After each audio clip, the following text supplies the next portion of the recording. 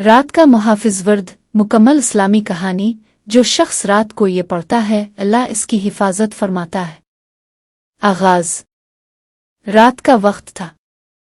हर तरफ खामोशी थी, सिर्फ हुआ की हल्की सरसराहट सुनाई दे रही थी। गांव के कोने में एक छोटा सा मकान था जिसमें एक ज़ईफ बुजुर्ग हाजी अब्दुर्रहमान ओ रहते थे। वो बहुत नेक परहेजगार और अल्लाह के जिक्र में मगन रहने वाले शख्स थे। लोग उनसे दुआएं करवाने आते और उनसे रूहानियत सीखते।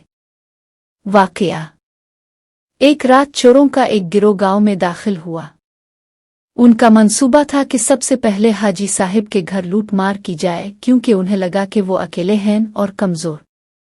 जैसे ही वो घर के करीब पहुंचे एकदम रुक गए। चोरों में से एक ने दूसरे से कहा, क्या तुमने इस रोशनी को देखा जो इस घर के ऊपर चमक रही है? और वो लंबे कद वाले सफेद लिबास वाले आदमी जो दरवाजे पर खड़े हैं?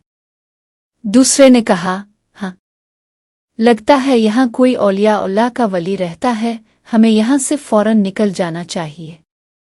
वो चूर डर कर वहां से भाग गए।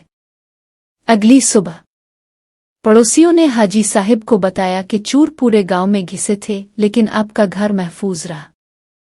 हाजी साहिब मुस्करा दिए और फरमाया, मैंने सोने से पहले वही कलमात पढ़े थे जो नबी करीम ने सिखाए थे, और अल्लाह ने अपने फरिश्तों को मेरी हिफाजत पर मुकर्रर फरमा दिया।